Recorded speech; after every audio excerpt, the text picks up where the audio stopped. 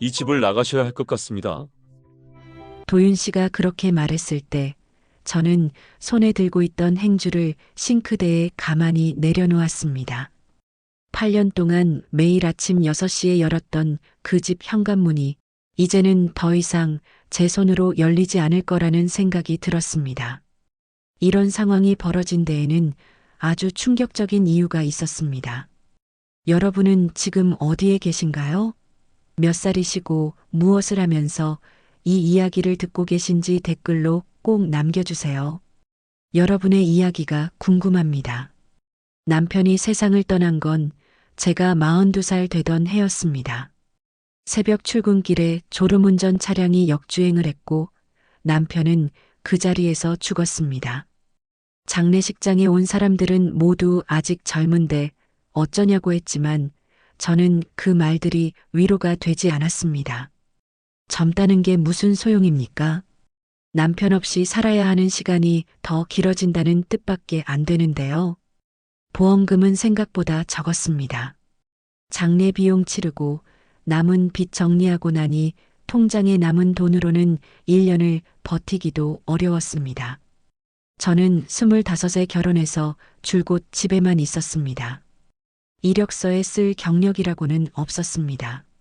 마트 계산대, 식당 홀서빙, 아파트 경비실 청소까지 닥치는 대로 지원했지만 번번이 떨어졌습니다. 나이가 좀 이라는 말을 들을 때마다 42살이라는 게 이렇게 쓸모없는 숫자구나 싶었습니다. 그러던 어느 날 동네 부동산 게시판에서 집관리 도우미라는 공고를 봤습니다. 주 5일 오전 6시부터 11시까지 청소, 식사 준비, 집안 정리 정도의 일이었습니다. 급여는 한 달에 200만 원. 저는 떨리는 손으로 전화를 걸었습니다. 네, 정미라입니다. 공고 보고 전화드렸습니다. 전화를 받은 사람은 남자였습니다. 목소리가 차분했습니다. 아, 네. 강도윤입니다. 혹시 내일 오전에 댁으로 한번 찾아가 뵈어도 될까요? 저는 깜짝 놀랐습니다. 보통은 면접을 보러 오라고 하지 직접 찾아오겠다는 사람은 처음이었습니다. 다음 날 오전 강도윤 씨가 우리 집 앞에 섰습니다. 키가 크고 안경을 쓴 40대 중반쯤으로 보이는 남자였습니다. 그는 현관문 앞에서 공손하게 인사를 했습니다. 안녕하세요. 강도윤입니다. 저는 그를 거실로 안내했습니다. 그는 집 안을 둘러보지 않았습니다.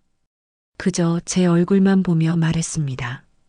저희 집은 아내와 둘이 삽니다. 아내가 피아니스트였는데 지금은 연주 활동을 쉬고 있어요. 제가 출판사를 운영하고 있고요.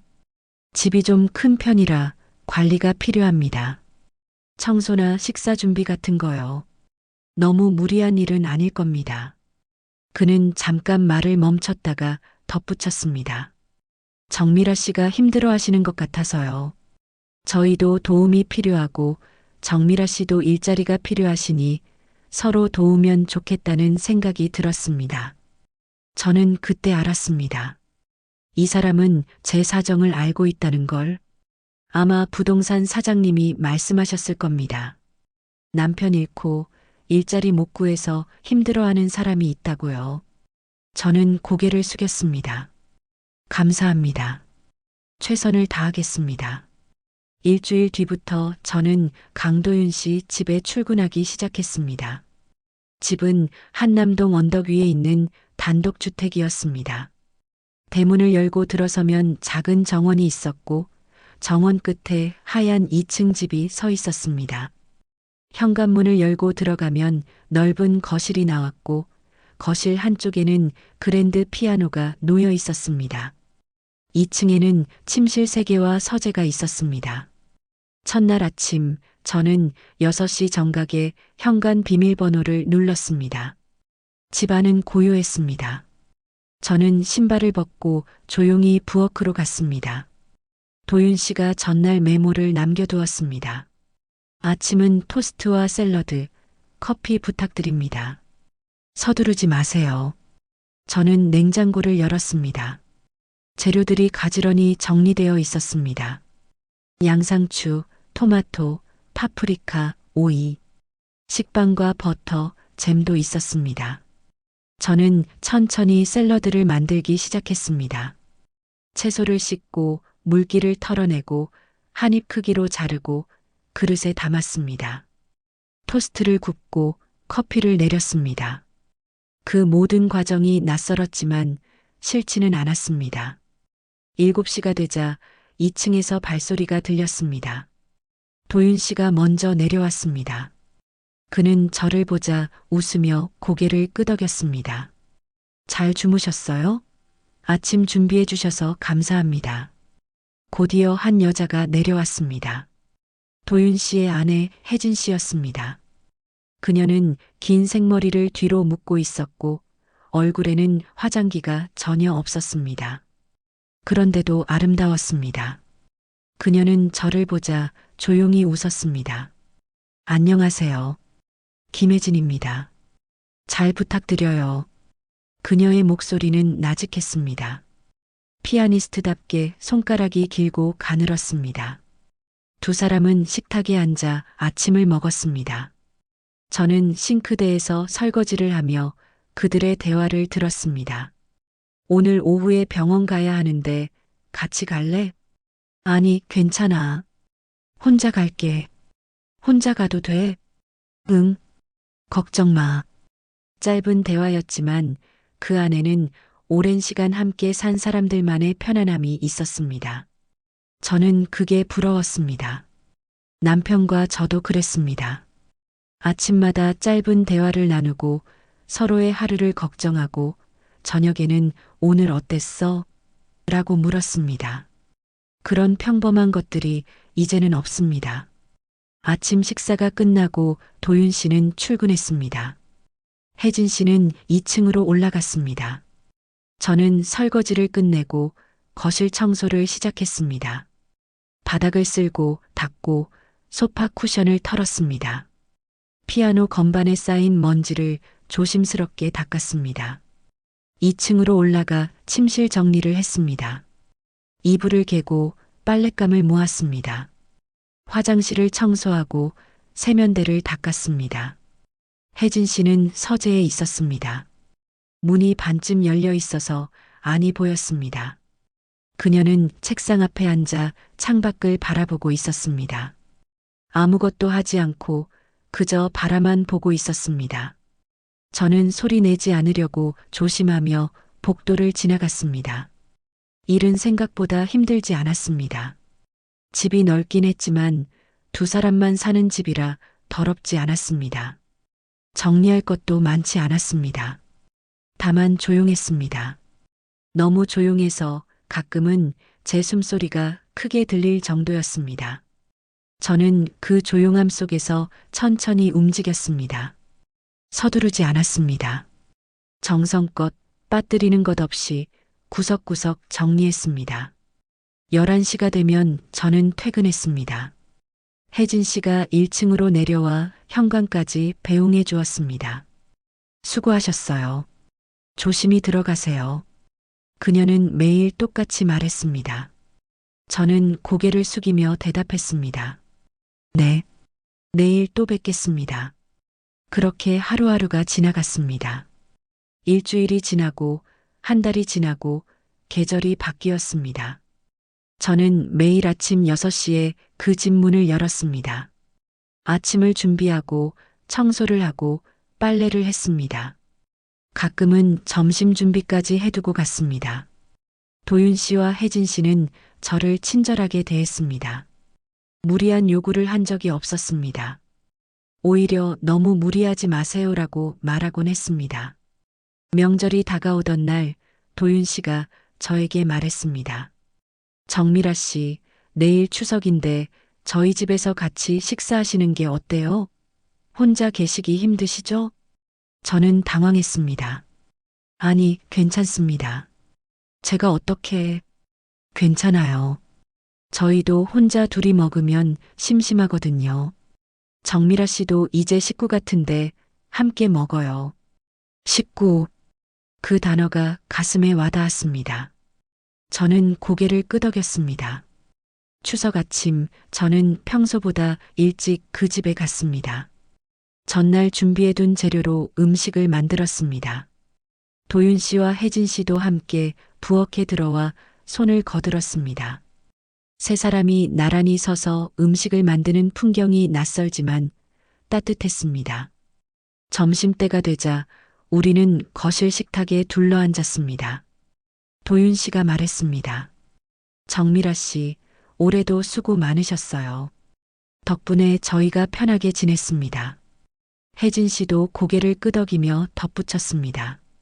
정말 고마워요. 정미라 씨 아니었으면 저희 어떻게 살았을지 모르겠어요. 저는 얼굴이 붉어졌습니다.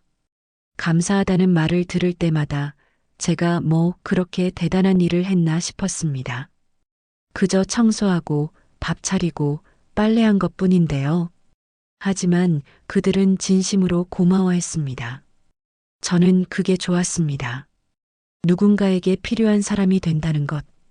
그게 이렇게 따뜻한 일인 줄 몰랐습니다. 그해 겨울 혜진 씨가 아팠습니다. 독감이었습니다. 도윤 씨가 걱정스러운 얼굴로 말했습니다. 정미라 씨, 오늘은 좀 일찍 가보셔도 돼요. 제가 집에 있을게요. 하지만 저는 가지 않았습니다. 대신 죽을 끓였습니다. 무와 애호박을 넣은 닭죽이었습니다. 2층으로 올라가 혜진 씨 방문을 노크했습니다.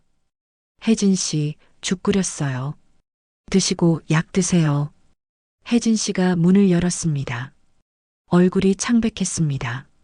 그녀는 제 손에 든 죽그릇을 보고 눈시울이 붉어졌습니다. 고마워요, 정미라 씨. 정말 고마워요. 그날 이후 뭔가 달라졌습니다. 혜진 씨는 저를 볼 때마다 더 환하게 웃었습니다. 가끔은 차를 내려 함께 마시자고 했습니다.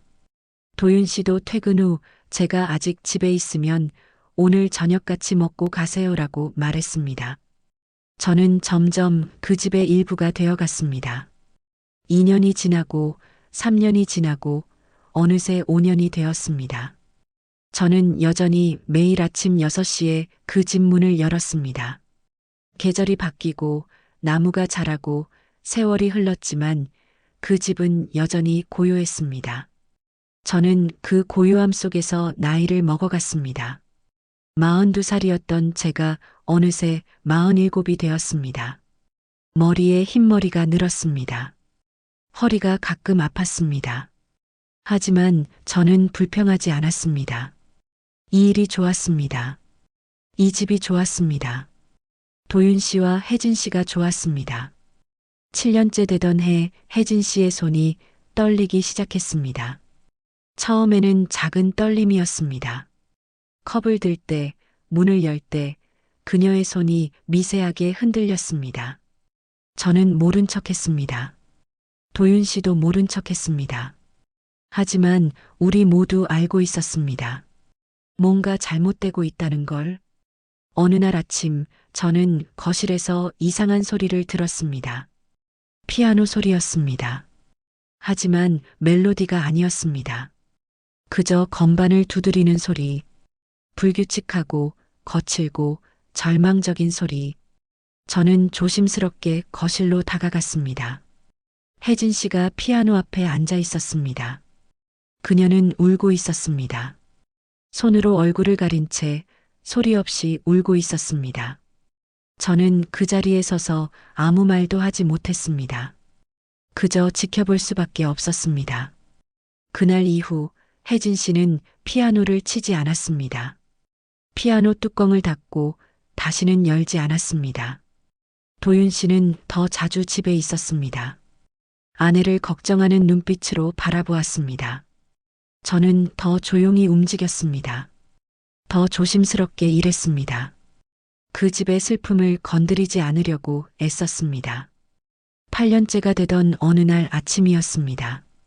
저는 평소처럼 6시에 문을 열고 들어갔습니다. 부엌에 메모가 있었습니다. 도윤 씨의 글씨였습니다. 정미라 씨, 오늘 아침 식사 준비하지 마세요. 우리 좀 늦게 일어날 것 같습니다. 저는 메모를 보고 고개를 끄덕였습니다. 대신 청소부터 시작했습니다. 거실을 쓸고 바닥을 닦았습니다. 8시가 되어도 2층에서 인기척이 없었습니다. 저는 계속 일했습니다. 9시가 되자 도윤 씨가 내려왔습니다. 얼굴이 어두웠습니다. 정미라 씨. 그가 저를 불렀습니다. 저는 손에 든 걸레를 내려놓고 그를 바라보았습니다. 네. 도윤 씨는 한참 동안 말을 잇지 못했습니다. 그러다가 천천히 입을 열었습니다. 정미라 씨, 저희가 이사를 가야 할 것 같습니다. 이사 이야기를 들은 뒤로 저는 며칠 동안 제대로 잠을 이루지 못했습니다. 8년 동안 매일 아침 6시에 열었던 그 문을 이제는 더 이상 열지 못한다는 게 실감이 나지 않았습니다. 도윤 씨는 천천히 알아보는 중이라고 했지만 그의 표정에서 저는 알 수 있었습니다. 이미 마음은 정해졌다는 것을. 이런 상황이 벌어진 데에는 아주 충격적인 이유가 있었습니다. 그날 이후 일주일쯤 지났을 때였습니다. 저는 평소처럼 청소를 하고 있었습니다. 2층 복도를 지나는데 연습실 문이 열려 있었습니다. 혜진 씨가 안에 있었습니다. 그녀는 피아노 앞에 앉아 있었지만 건반을 치지는 않았습니다. 그저 뚜껑을 연 채로 멍하니 건반을 바라보고만 있었습니다. 저는 지나가려다가 발걸음을 멈췄습니다. 뭔가 이상했습니다. 혜진 씨의 어깨가 미세하게 떨리고 있었습니다. 저는 조심스럽게 문을 노크했습니다. 혜진 씨, 괜찮으세요? 혜진 씨가 고개를 돌렸습니다. 그녀의 눈이 붉었습니다. 울고 있었던 겁니다. 저는 당황해서 안으로 들어갔습니다. 무슨 일 있으세요? 어디 아프세요? 혜진 씨는 고개를 저었습니다. 그러더니 한참 만에 입을 열었습니다. 정미라 씨, 앉으세요. 잠깐만요. 저는 연습실 구석 의자에 앉았습니다. 혜진 씨는 피아노 뚜껑을 닫았습니다. 그리고 천천히 돌아앉아 저를 바라보았습니다. 그녀의 눈에서 눈물이 흘러내렸습니다. 정미라 씨는 남편분이랑 어떠셨어요? 부부 생활이요. 저는 깜짝 놀랐습니다. 갑작스러운 질문이었습니다. 그것도 그런 사적인 질문을. 저는 얼굴이 뜨거워지는 걸 느끼며 더듬거렸습니다. 그게 뭐 평범했죠? 다른 부부들처럼요. 혜진 씨가 쓸쓸하게 웃었습니다. 평범하면 좋겠어요. 저는 평범하지가 않아서. 그녀는 말을 멈췄습니다. 한참을 망설이다가 작은 목소리로 말을 이었습니다. 남편이 너무 건강해요. 저는 그 말의 의미를 바로 이해하지 못했습니다. 건강하다는 게 무슨 문제가 되나요? 혜진 씨는 제 표정을 보고 고개를 저었습니다. 아니, 그게 아니라 너무 자주요. 요구가 너무 많아요. 저는 입을 다물었습니다. 어떻게 대답해야 할지 몰랐습니다. 혜진 씨는 손으로 얼굴을 가렸습니다. 처음에는 괜찮았어요. 젊었으니까요. 근데 이제는 제가 따라갈 수가 없어요. 몸이 안 따라줘요. 손도 이렇게 떨리고 허리도 아프고. 그런데 남편은 매일 밤 저를. 그녀의 목소리가 떨렸습니다. 거절하면 상처받아요. 나를 사랑하지 않냐고 물어요. 예전에는 안 그랬는데 라고 말해요. 그럼 저는 할 수 없이 그냥 받아들여요. 근데 정미라 씨, 그게 너무 힘들어요. 고통스러워요. 저는 가만히 그녀를 바라보았습니다.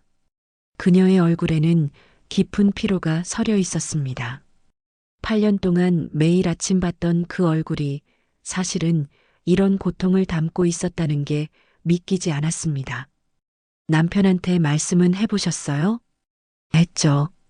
여러 번요. 근데 안 통해요. 당신이 날 피한다고 해요.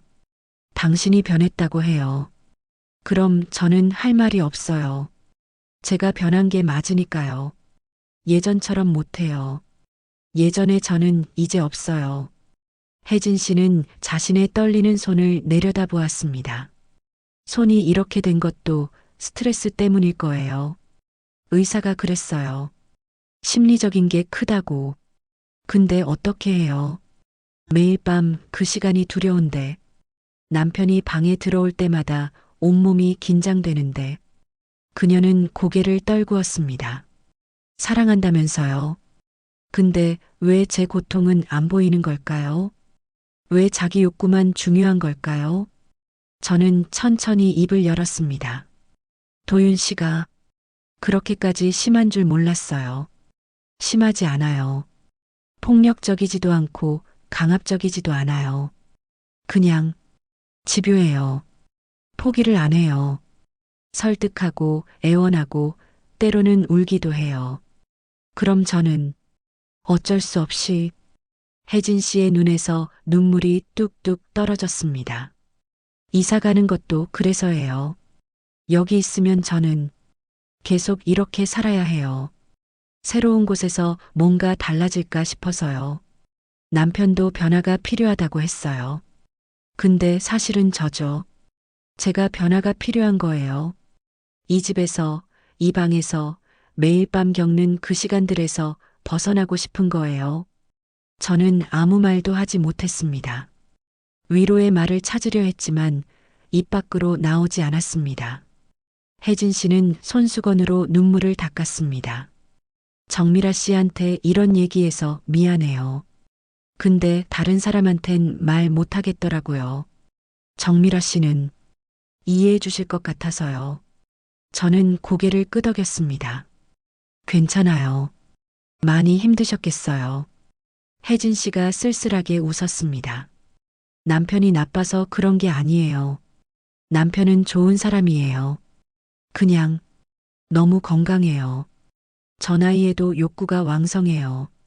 젊은 사람처럼요. 그게 문제예요. 그 말을 듣는 순간 저는 이상한 감정을 느꼈습니다. 부끄럽게도 제 안에서 뭔가 꿈틀거렸습니다. 저 나이에도 욕구가 왕성하다는 것. 그 말이 제 머릿속에서 맴돌았습니다. 도윤 씨는 40대 후반이었습니다. 남편과 비슷한 나이였죠. 남편이 죽었을 때가 45이었으니까요. 저는 문득 궁금해졌습니다. 남편도 그랬을까요? 제가 모르는 사이에 남편도 그런 욕구로 힘들어했을까요? 저는 남편의 요구를 거절한 적이 별로 없었습니다. 거절할 이유가 없었으니까요. 남편을 사랑했고 남편과의 시간이 싫지 않았으니까요. 그런데 혜진 씨는 다르다는 겁니다. 그녀에게는 그 시간이 고통이라는 겁니다. 저는 그게 이해가 되면서도 동시에 이해가 되지 않았습니다. 어떻게 사랑하는 사람과의 그 시간이 고통일 수 있을까요? 정미라 씨는 남편분이랑 좋았어요? 혜진 씨가 물었습니다. 저는 얼굴이 붉어지는 걸 느꼈습니다. 네, 좋았어요. 부럽네요. 혜진 씨가 작게 말했습니다. 저도 예전에는 좋았어요. 신혼 때는 행복했어요. 근데 시간이 지나면서 달라졌어요. 제가 달라진 건지 남편이 달라진 건지 모르겠어요. 어느 순간부터 그 시간이 의무처럼 느껴졌어요. 해야 하는 일, 피할 수 없는 일. 그녀는 한숨을 쉬었습니다. 남편은 여전히 저를 원해요. 변함없이 매일 밤. 근데 저는 이제 그럴 힘이 없어요. 몸도 마음도요. 저는 가만히 그녀를 바라보았습니다. 그리고 저도 모르게 물었습니다. 그럼 도윤 씨는 다른 데서 해결하실 생각은 안 하세요? 혜진 씨가 고개를 저었습니다. 그렇게는 안 하는 사람이에요. 오직 저만 원해요. 그게 또 문제예요.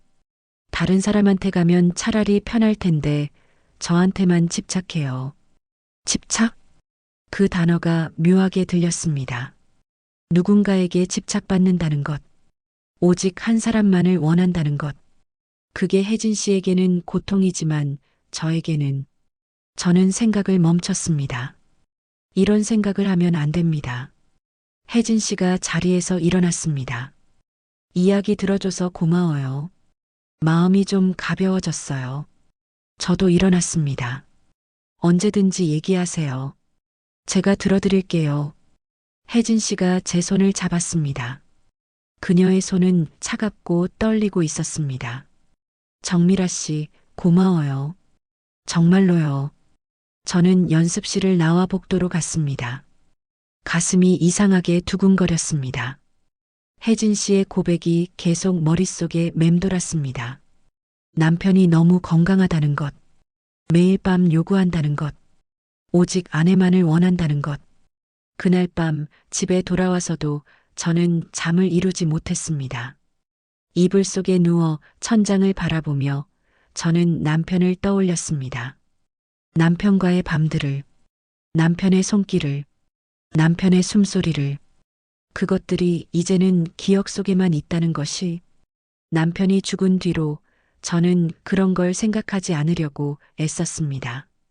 욕망 같은 건 사치라고 생각했습니다. 생계를 걱정해야 하는 사람이 그런 걸 생각할 여유가 어디 있습니까?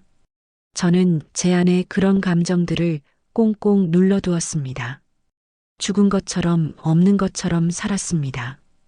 그런데 오늘 혜진 씨의 말을 듣고 나니 뭔가 깨어나는 것 같았습니다. 오래 잠들어 있던 감각이 꿈틀거렸습니다.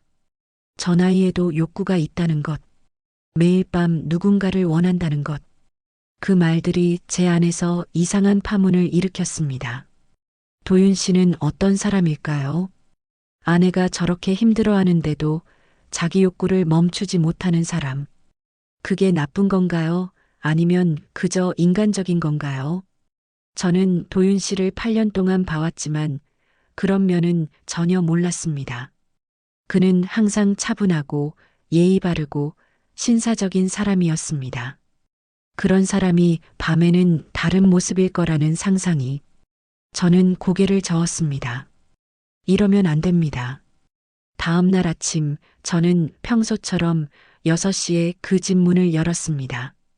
부엌으로 가서 아침 준비를 시작했습니다. 7시가 되자 도윤 씨가 내려왔습니다. 그는 평소와 똑같은 모습이었습니다. 단정한 옷차림에 정돈된 머리에 온화한 미소를 띤 얼굴. 안녕하세요, 정미라 씨. 잘 주무셨어요? 저는 고개를 끄덕였습니다. 하지만 그를 똑바로 쳐다볼 수가 없었습니다. 어제 혜진 씨에게 들은 이야기가 자꾸 떠올랐습니다. 이 사람이 매일 밤 아내에게. 저는 얼굴이 뜨거워지는 걸 느끼며 고개를 돌렸습니다. 네, 잘 잤습니다. 도윤 씨는 식탁에 앉아 커피를 마셨습니다. 혜진 씨는 내려오지 않았습니다.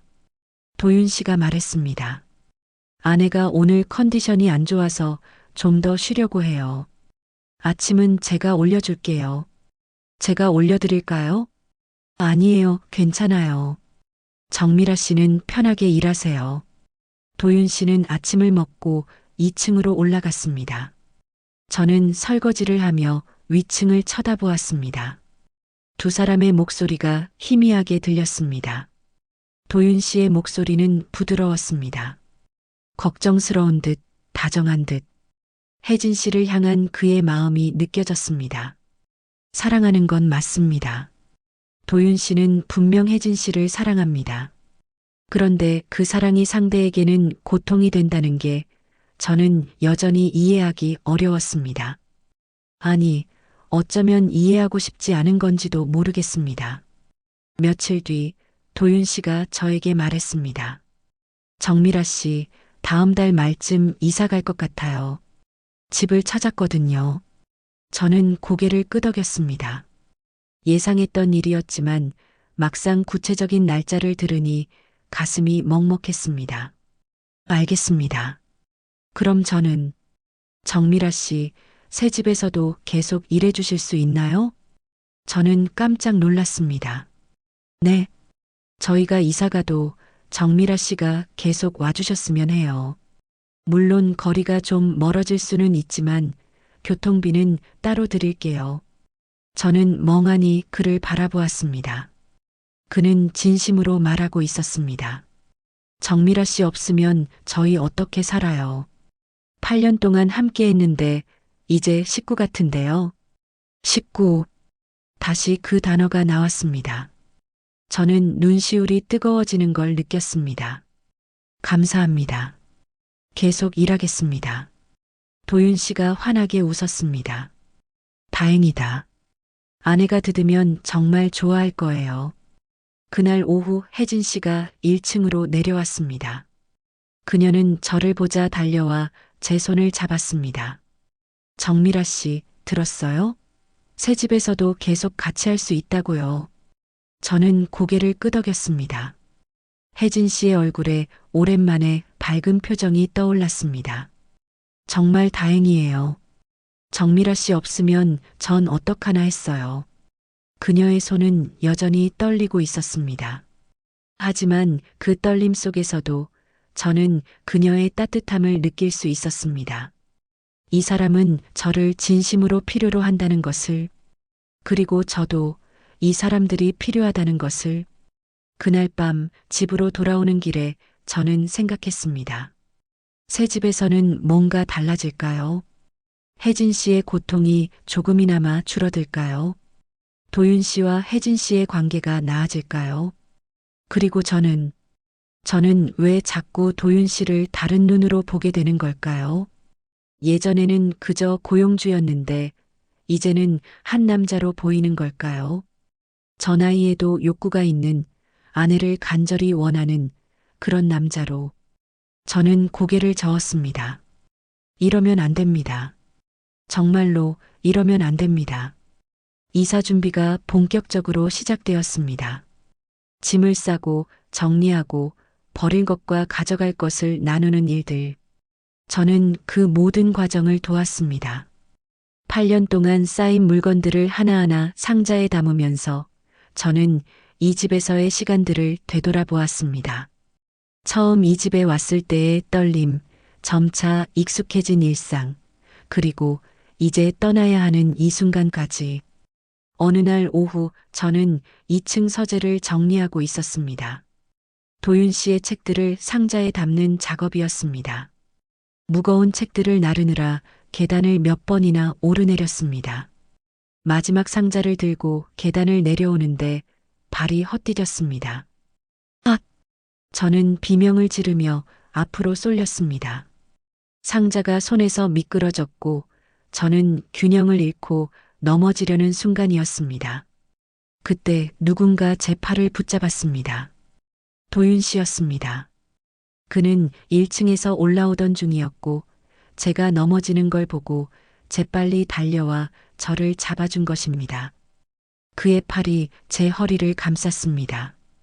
저는 그의 가슴에 얼굴을 묻은 채로 멈춰 섰습니다. 시간이 멈춘 것 같았습니다. 제 귀에는 도윤 씨의 심장 소리가 들렸습니다. 빠르게 뛰고 있었습니다. 아니, 빠른 건 제 심장이었을지도 모릅니다. 저는 그의 품에서 그의 체온을 느꼈습니다. 남자의 체온. 오래전에 잊었다고 생각했던 감각이 온몸으로 퍼져나갔습니다. 괜찮으세요? 도윤 씨의 목소리가 위에서 들렸습니다. 낮고 부드럽고 걱정스러운 목소리. 저는 얼른 그의 품에서 벗어나려 했습니다. 하지만 그의 팔은 여전히 제 허리를 잡고 있었습니다. 천천히 하세요. 다치셨을 수도 있어요. 그는 조심스럽게 저를 바로 세워주었습니다. 그리고서야 팔을 놓았습니다. 저는 얼굴이 화끈거리는 걸 느끼며 고개를 숙였습니다. 죄송합니다. 제가 조심성이 없어서. 아니에요. 다행히 크게 안 다치신 것 같네요. 발목은 괜찮으세요? 그는 제 발목을 내려다보았습니다. 저는 발을 움직여 보았습니다. 괜찮았습니다. 네, 괜찮습니다. 다행이다. 도윤 씨가 안도의 한숨을 쉬었습니다. 그리고 바닥에 떨어진 책들을 주우며 말했습니다. 무거운 건 제가 나를게요. 정미라 씨는 가벼운 것만 하세요. 아니에요. 괜찮습니다. 괜찮지 않아요. 다치시면 어떡해요. 그의 말투에는 진심 어린 걱정이 담겨 있었습니다. 저는 가슴이 뭉클해지는 걸 느꼈습니다. 이 사람은 저를 걱정하고 있었습니다. 단순한 고용인이 아니라 한 사람으로서 걱정하고 있었습니다. 그날 이후 저는 도윤 씨를 볼 때마다 얼굴이 뜨거워졌습니다. 계단에서의 그 순간이 자꾸 떠올랐습니다. 그의 팔에 안겨 있던 그 감촉이, 그의 심장 소리가, 그의 체온이. 저는 그런 생각을 하는 제 자신이 부끄러웠습니다. 이러면 안 되는데. 저는 여기 일하러 온 사람인데. 며칠 뒤 저는 부엌에서 설거지를 하고 있었습니다. 도윤 씨가 들어와 물을 마시다가 허리에 손을 얹고 인상을 찌푸렸습니다. 괜찮으세요? 제가 물었습니다. 도윤 씨가 쓴웃음을 지었습니다. 허리가 좀 안 좋아서요. 요즘 계속 집 나르느라 무리했나 봐요. 병원은 가보셨어요? 일이 바빠서 못 갔어요. 괜찮을 거예요. 하지만 그의 얼굴에는 고통이 어려 있었습니다. 저는 잠시 망설이다가 입을 열었습니다. 제가 재활 운동을 좀 배운 적이 있어서요. 허리에 좋은 스트레칭이 있는데 도와드릴까요? 도윤 씨가 놀란 표정으로 저를 바라보았습니다. 정미라 씨가 재활을 배우셨어요? 네, 남편이. 살아있을 때 교통사고로 허리를 다친 적이 있어서요. 그때 병원에서 물리치료사한테 배웠습니다. 간단한 건데 효과는 있어요. 도윤 씨가 잠시 생각하다가 고개를 끄덕였습니다. 그럼 부탁드려도 될까요? 정말 힘드네요. 그럼 지금 해드릴까요? 아니면 지금 괜찮으세요? 아내가 외출했거든요. 조용할 때 하는 게 나을 것 같아서요. 저는 고개를 끄덕였습니다. 도윤 씨는 저를 2층 서재 옆 빈 방으로 안내했습니다. 그곳에는 요가 매트가 깔려 있었습니다.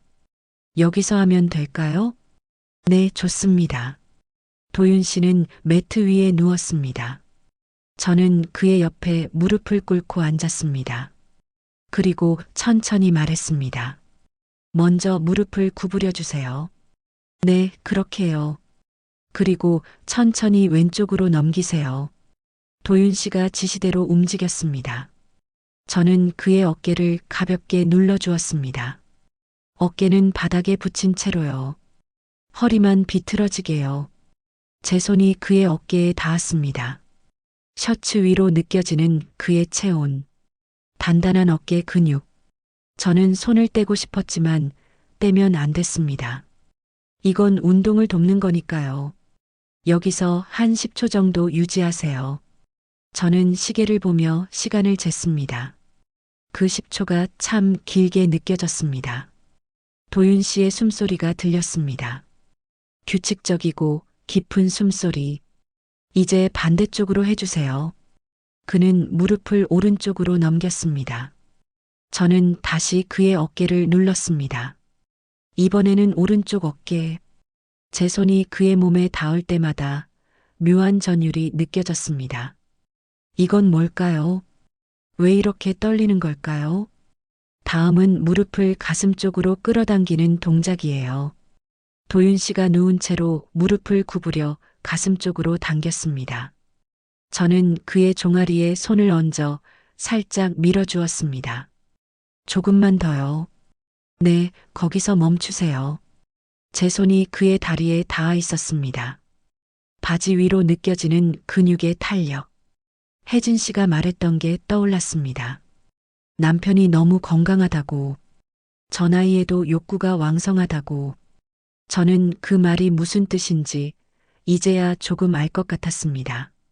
이 동작은 허리 근육을 이완시켜줘요. 매일 저녁 자기 전에 하면 좋아요. 고마워요, 정미라 씨. 벌써 좀 나아진 것 같아요. 도윤 씨가 말했습니다. 그는 여전히 매트 위에 누워 있었고, 저는 그의 옆에 앉아 있었습니다. 우리 사이의 거리가 너무 가까웠습니다. 제가 조금만 몸을 기울이면 그의 얼굴에 닿을 것 같았습니다. 마지막으로 하나만 더 할게요. 저는 그의 등 쪽으로 이동했습니다. 이제 엎드려 주세요. 도윤 씨가 뒤집어 엎드렸습니다. 저는 그의 허리 위에 손을 올렸습니다. 여기 허리 근육이 많이 뭉쳐 있어요. 가볍게 눌러드릴게요. 저는 조심스럽게 그의 허리를 눌렀습니다. 셔츠 위로 느껴지는 그의 등. 규칙적으로 오르내리는 호흡. 제 손은 천천히 움직였습니다. 허리를, 등을, 어깨를. 아, 거기요. 거기가 아파요. 도윤 씨가 신음하듯 말했습니다. 저는 그 부분을 집중적으로 눌러주었습니다. 제 손가락에 힘을 주었습니다. 그러자 도윤 씨가 작은 소리를 냈습니다. 시원하네요. 그 소리를 듣는 순간 제 가슴이 두근거렸습니다. 이상했습니다. 이건 그냥 스트레칭인데 왜 이렇게 떨리는 걸까요? 왜 이 순간이 이렇게 달콤하게 느껴지는 걸까요? 다 됐어요. 저는 손을 떼며 말했습니다. 도윤 씨가 천천히 몸을 일으켰습니다. 그리고 허리를 이리저리 움직여 보며 말했습니다. 와, 정말 좋아졌어요. 정미라 씨 손이 약손이네요. 그가 웃으며 저를 바라보았습니다. 저는 그의 눈을 마주칠 수가 없었습니다. 시선을 피하며 말했습니다. 매일 하시면 더 좋아질 거예요. 그럼 내일도 부탁드려도 될까요? 잠시 침묵이 흘렀습니다. 저는 대답해야 했지만 입이 떨어지지 않았습니다. 내일도 이렇게 그의 몸을 만진다고요? 내일도 이렇게 가까이에서 그의 숨소리를 들으며 그의 체온을 느끼며 네, 괜찮습니다. 제 목소리는 떨리고 있었습니다. 도윤 씨는 그걸 눈치챘을까요? 그는 고개를 끄덕이며 자리에서 일어났습니다. 고마워요, 정미라 씨. 큰 도움이 됐어요. 그날 이후 저는 매일 저녁 도윤 씨의 스트레칭을 도왔습니다. 혜진 씨가 외출하거나 2층에 있을 때 우리는 빈 방에서 조용히 만났습니다. 처음에는 정말 운동만 했습니다. 허리 스트레칭, 목 운동, 어깨 풀기. 저는 동작을 알려주고 그는 따라했습니다. 하지만 시간이 지나면서 뭔가 달라지기 시작했습니다. 제 손이 그의 몸에 머무는 시간이 조금씩 길어졌습니다. 어깨를 눌러줄 때, 허리를 받쳐줄 때, 다리를 잡아줄 때, 필요 이상으로 오래 닿아 있었습니다.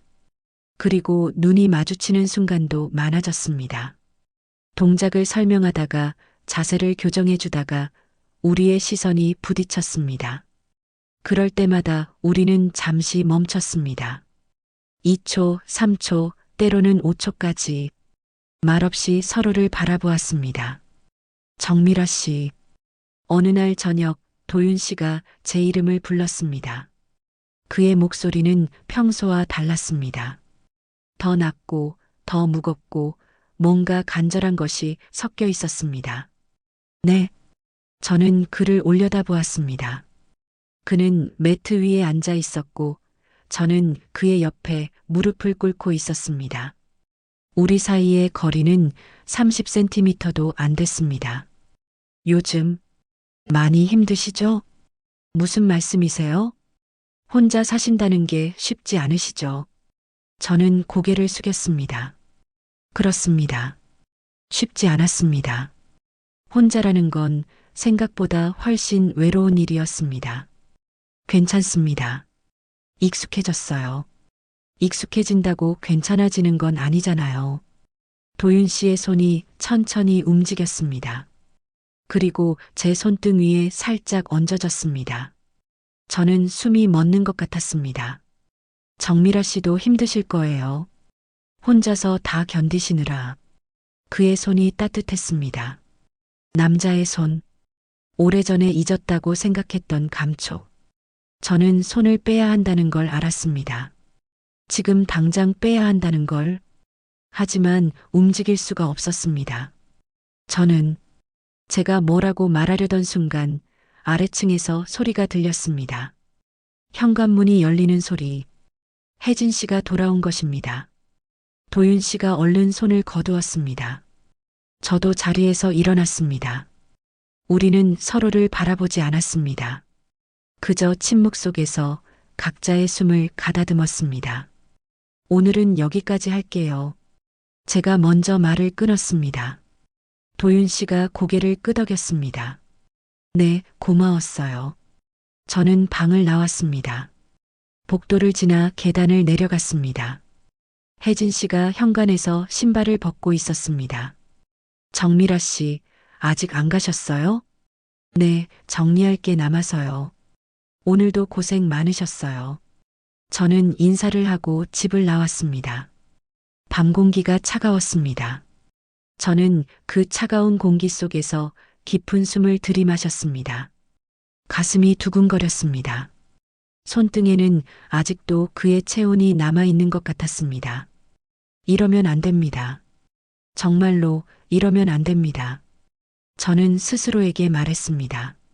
하지만 제 마음은 이미 선을 넘고 있었습니다. 조금씩 천천히 돌이킬 수 없는 곳으로. 혜진 씨가 출장을 간다는 소식을 들은 건 일주일 전이었습니다. 지방에서 열리는 음악제 심사위원으로 초청받았다고 했습니다. 2박 3일 동안 집을 비우게 된다는 말에 저는 이상하게도 가슴이 두근거렸습니다. 그리고 그런 제 자신이 두려웠습니다. 정미라 씨, 제가 없는 동안 남편 좀 잘 부탁드려요. 혜진 씨가 웃으며 말했습니다. 그녀는 전혀 모르고 있었습니다. 자기 남편과 저 사이에 무슨 일이 벌어지고 있는지. 아니, 아직은 아무 일도 일어나지 않았습니다. 하지만 뭔가 시작되고 있었습니다. 돌이킬 수 없는 무언가가. 걱정 마세요. 잘 챙겨드릴게요. 제가 대답했습니다. 혜진 씨는 고마워하며 제 손을 꼭 잡았습니다. 정미라 씨가 있어서 정말 다행이에요. 그 말이 가슴에 비수처럼 꽂혔습니다. 저를 믿고 있는 이 사람을 저는 배신하려 하고 있는 걸까요? 아니, 아직은 아닙니다. 아직은 아무 일도 일어나지 않았습니다. 혜진 씨가 떠나던 날 저는 평소보다 일찍 출근했습니다. 그리고 옷장 앞에서 한참을 망설였습니다. 오늘은 뭘 입고 가야 할까요? 평소처럼 수수한 옷을 입어야 할까요? 아니면 저는 결국 서랍 깊숙이 넣어뒀던 옷을 꺼냈습니다.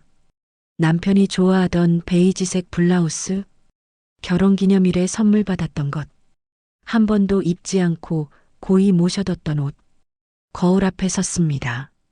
블라우스를 입고 머리를 정돈하고 립스틱을 발랐습니다. 거울 속에 제가 낯설었습니다. 언제 이렇게 꾸몄던가요? 저는 그 낯선 제 모습을 보며 생각했습니다. 저는 지금 뭘 하려는 걸까요? 도윤 씨네 집에 도착했을 때는 6시였습니다. 현관문을 열고 들어서자 집이 유난히 조용했습니다. 혜진 씨가 없다는 게 느껴졌습니다. 저는 부엌으로 갔습니다. 오늘은 특별한 저녁을 준비하기로 마음먹었습니다.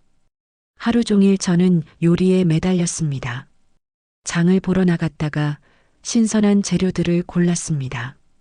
소고기, 버섯, 채소들. 집으로 돌아와 정성껏 손질했습니다. 소고기는 부드럽게 익히고 버섯은 향이 살아나게 볶고 채소는 색이 선명하게 데쳤습니다. 코스 요리처럼 한 접시 한 접시 정성을 들였습니다. 저녁 6시 도윤 씨가 퇴근했습니다. 그는 현관문을 열고 들어서며 말했습니다. 무슨 냄새가? 정미라 씨, 아직 계셨어요? 저녁 준비했어요. 혼자 드시기 힘드실 것 같아서요. 도윤 씨가 부엌으로 왔습니다. 그리고 식탁 위에 차려진 음식들을 보고 놀란 표정을 지었습니다. 이걸 언제? 오늘 하루 종일이요. 앉으세요. 같이 드시죠. 저는 그렇게 말했습니다. 같이 먹자고. 마치 우리가 부부인 것처럼. 도윤 씨는 잠시 망설이다가 자리에 앉았습니다. 저도 그의 맞은편에 앉았습니다. 잘 먹겠습니다. 우리는 조용히 식사를 시작했습니다. 포크와 나이프가 부딪히는 소리만 들렸습니다. 도윤 씨가 천천히 음식을 먹었습니다. 그리고 고개를 들어 저를 바라보았습니다. 정말 맛있어요. 정미라 씨가 이렇게 요리를 잘하시는 줄 몰랐어요. 남편이 요리 좋아했어요. 그래서 많이 배웠죠. 남편 얘기를 꺼내는 순간 분위기가 조금 가라앉았습니다. 도윤 씨가 와인 잔을 들며 말했습니다. 많이 그리우시죠? 네. 하지만 이제는 괜찮아요. 시간이 많이 지났으니까요. 시간이 지난다고 다 괜찮아지는 건 아니잖아요. 그가 제가 했던 말을 되돌려줬습니다. 저는 쓴웃음을 지었습니다. 맞아요. 안 괜찮아요. 사실은 매일 밤 혼자 잠들 때마다 옆자리가 비어 있다는 게 너무 힘들어요. 저는 왜 그런 말을 했을까요? 왜 그렇게 솔직하게 제 속마음을 드러냈을까요? 와인 때문이었을까요? 아니면 이 고요한 밤의 공기 때문이었을까요? 도윤 씨가 잔을 내려놓았습니다. 그리고 저를 똑바로 바라보며 말했습니다. 저도 힘들어요. 네. 아내와 함께 있어도 저는 혼자예요. 매일 밤 옆에 누워 있어도 닿을 수가 없어요. 아내는 저를 밀어내요. 저를 피해요. 그게 너무 외로워요. 그의 목소리가 떨렸습니다. 요즘엔 정미라 씨 때문에 마음이 어지러워요. 제 심장이 쿵 하고 내려앉았습니다. 저 때문에요? 네. 정미라 씨를 볼 때마다 자꾸 생각하게 돼요. 이 사람은 어떨까? 이 사람의 손은 어떨까? 이 사람의 온기는 어떨까? 그는 자리에서 일어났습니다. 그리고 천천히 제게 다가왔습니다. 저는 움직일 수가 없었습니다. 그저 그를 올려다볼 뿐이었습니다. 안 돼요, 도윤 씨. 제가 떨리는 목소리로 말했습니다. 알아요. 안 되는 거 알아요. 근데 정미라 씨, 저는 그가 제 앞에 무릎을 꿇었습니다. 그리고 제 손을 잡았습니다. 저는 너무 외로워요. 너무 오래 혼자였어요. 그의 눈에 눈물이 고였습니다. 저는 그 눈물을 보고 있을 수가 없었습니다. 제 눈에서도 눈물이 흘러내렸습니다. 저도요. 저도 너무 외로웠어요. 우리는 울었습니다. 서로의 손을 잡은 채 소리 없이 울었습니다. 얼마나 지났을까요? 도윤 씨가 제 얼굴을 들어 올렸습니다. 그의 엄지손가락이 제 뺨에 눈물을 닦아냈습니다. 정미라 씨, 그가 속삭였습니다. 그리고 천천히, 아주 천천히 제게 다가왔습니다. 저는 눈을 감았습니다. 그의 입술이 제 입술에 닿았습니다. 세상이 멈춘 것 같았습니다. 오래전에 잊었다고 생각했던 모든 감각이 되살아났습니다. 남자의 입술, 남자의 숨결, 남자의 체온. 저는 그 안에서 녹아내렸습니다. 우리는 거실 소파에 앉았습니다. 서로를 아는 채로 도윤 씨의 손이 제 등을 쓰다듬었습니다. 제 손은 그의 가슴에 닿아 있었습니다. 그의 심장이 빠르게 뛰고 있었습니다. 2층으로 갈까요? 그가 낮게 물었습니다. 저는 고개를 끄덕였습니다. 우리는 계단을 올랐습니다. 손을 잡은 채로 그의 방으로 들어갔습니다. 혜진 씨와 함께 쓰는 방. 하지만 오늘 밤은 우리만의 방이었습니다. 그 밤에 무슨 일이 있었는지 자세히 말할 수는 없습니다. 다만 저는 오랜 시간 잊고 있었던 제 자신을 다시 만났습니다. 여자로서의 저를, 누군가에게 원해지는 저를, 누군가를 원하는 저를 도윤 씨는 다정했습니다. 서두르지 않았고 배려했고 제 몸의 언어를 읽으려 애썼습니다. 우리는 밤새 서로를 탐험했습니다. 말없이 그저 손길과 입맞춤으로 새벽이 되어서야 잠이 들었습니다. 그의 품에 안긴 채로 오랜만에 편안한 잠이었습니다. 혼자가 아니라는 것, 누군가의 체온을 느낀다는 것, 그게 이렇게 안심이 되는 일인 줄 몰랐습니다. 다음 날 아침 저는 먼저 눈을 떴습니다. 도윤 씨가 제 옆에서 자고 있었습니다. 평화로운 얼굴이었습니다. 저는 그의 얼굴을 바라보며 생각했습니다. 우리가 지금 무슨 짓을 한 걸까요? 이건 안 되는 일이었습니다. 도윤 씨에게는 아내가 있습니다. 제가 8년 동안 모셔온 혜진 씨가 저를 식구라고 불러준 그 사람이 저는 그 사람을 배신한 겁니다. 하지만 후회되지는 않았습니다. 그게 더 무서웠습니다. 후회해야 하는데 후회가 안 됐습니다. 오히려 다시 하고 싶었습니다. 지금 당장 다시 도윤 씨가 눈을 떴습니다. 그리고 저를 보고 미소 지었습니다. 안녕하세요. 안녕하세요. 우리는 어색하게 웃었습니다. 그리고 다시 서로를 안았습니다. 말이 필요 없었습니다. 우리는 알고 있었습니다. 이건 잘못된 일이지만 멈출 수 없다는 것을 그날도 그 다음 날도 우리는 함께 있었습니다. 낮에는 평소처럼 일했습니다. 저는 청소를 하고 요리를 했습니다. 도윤 씨는 재택 근무를 했습니다. 하지만 밤이 되면 우리는 다시 하나가 되었습니다. 2박 3일. 짧은 시간이었지만 우리에게는 영원처럼 느껴졌습니다. 그 시간 동안 우리는 오래 눌러뒀던 외로움을 나눴습니다. 욕망을 나눴습니다. 그리고 슬픔도 나눴습니다. 이러면 안 되는 거 알아요. 마지막 밤 도윤 씨가 말했습니다. 우리는 침대에 나란히 누워 있었습니다. 저도 알아요. 근데 멈출 수가 없어요. 저도요. 우리는 손을 맞잡았습니다. 천장을 바라보며 말없이 시간을 보냈습니다. 내일 아내가 돌아와요. 네. 그럼 우리는 도윤 씨가 말을 잇지 못했습니다. 저도 대답하지 못했습니다. 내일이 되면 어떻게 해야 할까요? 없었던 일로 할 수 있을까요? 다시 예전처럼 돌아갈 수 있을까요? 정미라 씨. 네. 미안해요. 왜요? 이렇게 만들어서 저는 고개를 저었습니다. 도윤 씨 잘못이 아니에요. 저도 원했어요. 그래도 괜찮아요. 후회 안 해요. 거짓말이었습니다. 후회됐습니다. 너무 후회됐습니다. 하지만 동시에 후회되지 않았습니다. 이 모순된 감정을 어떻게 설명해야 할까요? 다음 날 아침 저는 평소보다 일찍 집을 나왔습니다. 도윤 씨와 작별 인사를 제대로 하지 못했습니다. 그저 멀리서 손을 흔들었을 뿐입니다. 그는 슬픈 눈으로 저를 바라봤습니다. 집으로 돌아와 샤워를 했습니다. 오래 뜨거운 물로 그의 향기를 씻어내려고 했습니다.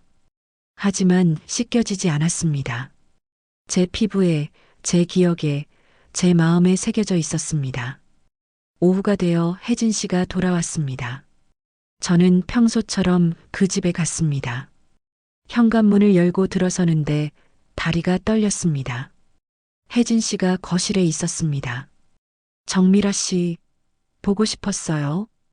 그녀가 환하게 웃으며 저를 안았습니다. 저는 굳은 몸으로 그녀의 포옹을 받았습니다.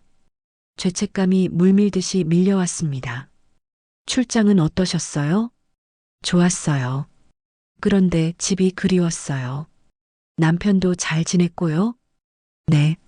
잘 계셨어요. 정미라 씨가 잘 챙겨주셨겠죠. 고마워요. 그녀는 전혀 몰랐습니다.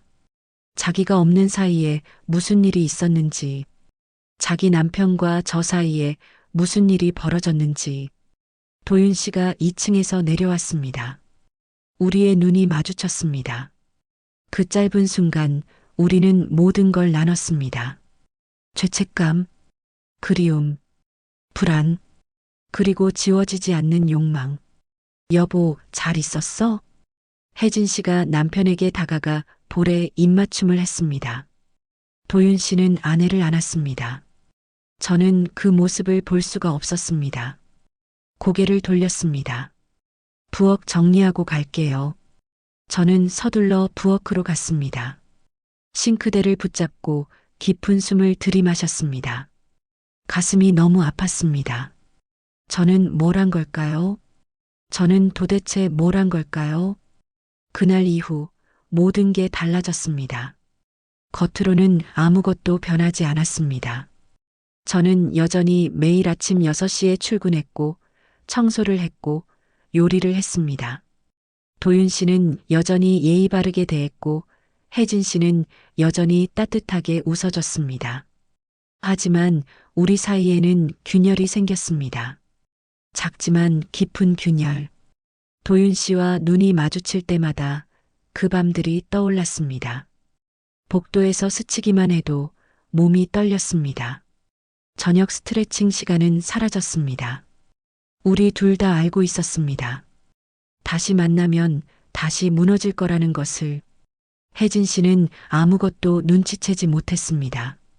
아니, 눈치채지 못한 척하는 건지도 모르겠습니다. 가끔 그녀가 저를 보는 눈빛이 이상했습니다. 의심하는 듯한, 아니면 슬픈 듯한. 저는 매일 밤 침대에 누워 생각했습니다. 이 일을 그만둬야 할까요? 이 집을 떠나야 할까요? 하지만 떠날 수가 없었습니다. 도윤 씨가 있는 곳을 떠날 수가 없었습니다. 저는 사랑에 빠진 걸까요? 아니면 그저 외로움에 빠진 걸까요? 저는 알 수 없었습니다. 다만 확실한 건 저는 이미 돌이킬 수 없는 선을 넘었다는 것. 그리고 그 선 너머에서 저는 점점 더 깊이 빠져들고 있다는 것이었습니다. 혜진 씨가 돌아온 뒤 일주일쯤 지났을 때였습니다. 저는 평소처럼 부엌에서 설거지를 하고 있었습니다. 혜진 씨가 뒤에서 다가와 제 옆에 섰습니다. 정미라 씨. 네. 저는 손을 멈추고 그녀를 바라보았습니다. 혜진 씨의 표정이 평소와 달랐습니다. 무언가를 알아챈 듯한, 하지만 확신하지 못하는 듯한 얼굴. 요즘 둘 다 표정이 좀 달라졌어요. 제 심장이 쿵 하고 내려앉았습니다. 네. 정미라 씨도 남편도요. 뭔가 어색해 보여요. 제가 없는 동안 무슨 일 있었어요? 저는 손이 떨리는 걸 느꼈습니다. 행주를 꽉 움켜쥐었습니다. 아니에요. 아무 일도 없었어요. 정말요? 혜진 씨가 제 눈을 똑바로 쳐다봤습니다. 저는 그 눈을 마주할 수가 없었습니다. 시선을 피했습니다. 정미라 씨, 혹시. 그때 도윤 씨가 부엌으로 들어왔습니다. 분위기를 감지한 듯 그는 잠시 멈칫했습니다. 무슨 얘기예요? 아니, 아무것도 아니에요. 혜진 씨가 쓸쓸하게 웃으며 말했습니다. 그리고 부엌을 나갔습니다. 도윤 씨와 저는 침묵 속에 남았습니다. 눈치챈 것 같아요. 제가 작은 목소리로 말했습니다. 도윤 씨가 고개를 끄덕였습니다. 저도 그렇게 느꼈어요. 어떡하죠? 모르겠어요. 우리는 말없이 서 있었습니다. 무거운 침묵만이 흘렀습니다. 그날 이후 집안의 공기가 더욱 무거워졌습니다. 혜진 씨는 전처럼 밝게 웃지 않았습니다. 도윤 씨는 더욱 조심스러워졌습니다. 저는 그저 하루하루를 견뎠습니다. 어느 날 저녁 도윤 씨가 저를 빈 방으로 불렀습니다. 오랜만이었습니다. 그 2박 3일 이후로 우리는 단둘이 있지 않았습니다. 저는 떨리는 마음으로 그 방으로 갔습니다. 도윤 씨는 창가에 서 있었습니다. 저는 문 앞에 섰습니다. 우리 사이의 거리는 몇 미터였지만 그 거리가 너무 멀게 느껴졌습니다. 정미라 씨. 그가 등을 보인 채로 말했습니다. 이제 그만해야 할 것 같아요. 저는 알고 있었습니다. 이 말이 나올 거라는 걸. 하지만 막상 들으니 가슴이 무너지는 것 같았습니다. 네. 더 이상은 더 상처 주기 전에 멈춰야 해요. 알아요. 도윤 씨가 천천히 돌아섰습니다. 그의 눈이 붉었습니다. 정미라 씨, 저는 괜찮아요. 제가 그의 말을 막았습니다. 눈물이 났습니다. 저는 손으로 얼굴을 가렸습니다. 괜찮아요. 저도 알고 있었어요. 이렇게 될 거라는 거. 도윤 씨가 제게 다가왔습니다. 하지만 닿지는 않았습니다. 그저 가까이에 서서 저를 바라봤습니다. 미안해요. 저도 미안해요. 우리는 마주보며 울었습니다. 소리 내지 않고 조용히 8년 동안 쌓아온 신뢰를, 식구라는 이름으로 나눴던 정을, 그리고 그 짧았던 2박 3일의 뜨거움을 모두 놓아주며 울었습니다. 정미라 씨, 고마웠어요. 저야말로요. 행복했어요. 그 시간들, 저도요. 도윤 씨가 손을 내밀었습니다. 악수를 청하는 손. 저는 그 손을 잡았습니다. 마지막으로 그의 손은 따뜻했습니다. 제 손도 떨리고 있었습니다. 이제 우리는, 네, 고용주와 도우미로 돌아가요. 그게 나을 것 같아요. 우리는 손을 놓았습니다. 그리고 각자 돌아섰습니다. 더 이상 뒤돌아보지 않기로, 더 이상 흔들리지 않기로. 그날 이후 우리는 정말로 변했습니다. 저는 딱 필요한 말만 했습니다. 오늘 저녁 뭐 드실까요? 청소 끝났습니다. 먼저 가보겠습니다. 도윤 씨도 마찬가지였습니다. 감사합니다. 수고하셨어요. 조심히 들어가세요. 눈도 마주치지 않았습니다. 복도에서 스치면 서로 비켜섰습니다. 같은 공간에 있으면 최대한 멀리 떨어져 있었습니다. 우리는 철저하게, 완벽하게 선을 그었습니다. 혜진 씨는 조금씩 밝아졌습니다. 집안의 공기가 안정되는 걸 느낀 듯 했습니다. 그녀는 다시 웃기 시작했고 가끔 피아노 앞에 앉기도 했습니다. 건반을 치지는 않았지만 그저 앉아서 만지작거렸습니다.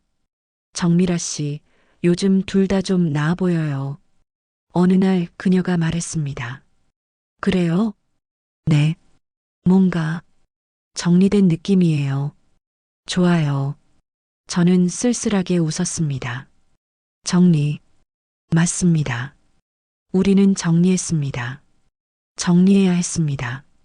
한 달이 지나고 2달이 지났습니다. 이사 날짜가 잡혔습니다.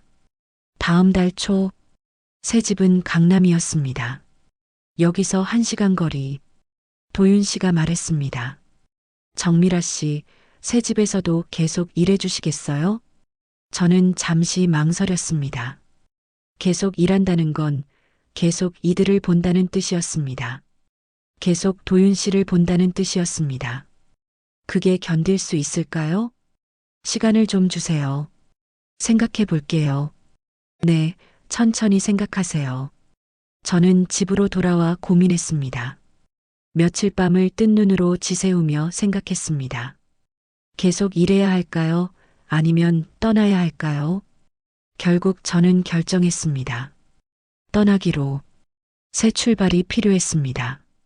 도윤 씨에게서, 이 집에서, 이 기억들에서 벗어나야 했습니다.